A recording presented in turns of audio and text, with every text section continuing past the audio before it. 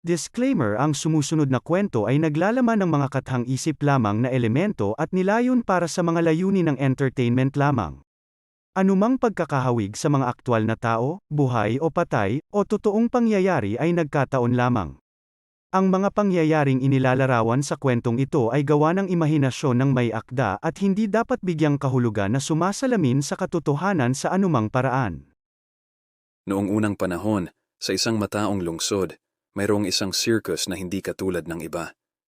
Sa gitna ng circus na ito ay isang payaso na nagngangalang Jasper, na kilala sa lahat ng dako para sa kanyang walang takot na mga kalokohan at matapang na pagtatanghal. Si Jasper ay hindi ang iyong tipikal na payaso na nagpapasaya sa mga bata sa mga kalokohang panloloko at biro. Siya ay isang walang takot na payaso na nagtagumpay sa pagtulak ng mga hangganan at paghamon sa pamantayan. Siya ay nagsasalamangka ng nagniningas na mga sulo, lumalakad sa isang mahigpit na lubid na nakapiring, at kahit na pinapaamo ang mababangis na hayop na walang iba kundi ang kanyang talino at talindog. Isang nakamamatay na gabi, ang circus ay nagho-host ng pinakamalaking palabas ng taon. Ang tolda ay puno ng sabik na mga manonood, at ang enerhiya ay ramdam. Habang ang spotlight ay lumiwanag sa gitnang singsing, si Jasper ay humakbang sa limelight, handang masilaw ang mga tao sa kanyang walang takot na mga gawa.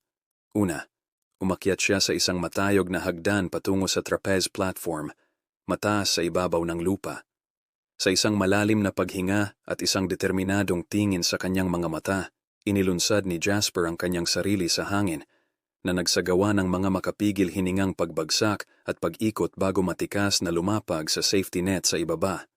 Sumunod, ipinakilala ni Jasper ang kanyang pinakapangahas na kilos, ang panoorin ng lion taming.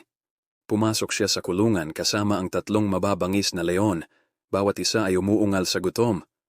Gamit ang isang latigo sa isang kamay at isang upuan sa kabilang kamay, walang takot na inutusan ni Jasper ang mga hayop, na ginawa silang tumalon sa mga hoop at gumawa ng mga kahangahangang trick. Napabuntong hininga ang mga manonood habang namamangha, nabighani sa katapangan at husay ni Jasper. Habang papalapit ang grand finale, may huling sorpresa si Jasper sa kanyang manggas. Inilabas niya ang isang napakalaking kanyon. Ang bariles nito ay kumikinang sa spotlight. May pilyong nangisi, umakyat siya sa loob, inihanda ang sarili para sa pinakahuling daredevil stunt. Ang mga tao ay nanonood ng may pag-asa, habang ang kanyon ay ikinarga at nakatutok sa isang maliit na lambat sa kabilang panig ng tolda. Sa isang nakakabinging dagundong, inilunsad sa hangin si Jasper, na pumailang lang sa buong tolda bago ganap na nalapag sa lambat, na labis na ikinatuwa at kaginhawahan ng mga manonood.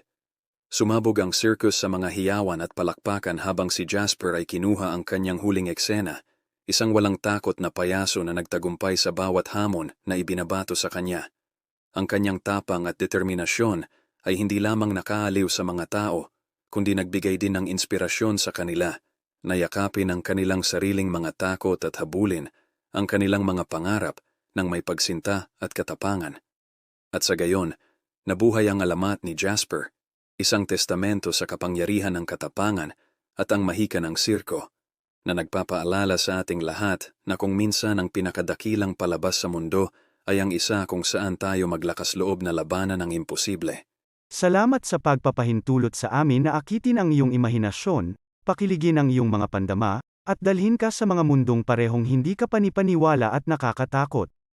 Ang iyong feedback, komento, at pakikipag-ugnayan ay nagbibigay inspirasyon sa amin na patuloy na itulak ang mga hangganan ng pagkukwento at upang lumikha ng nilalaman na sumasalamin sa iyo sa malalim at visceral na antas.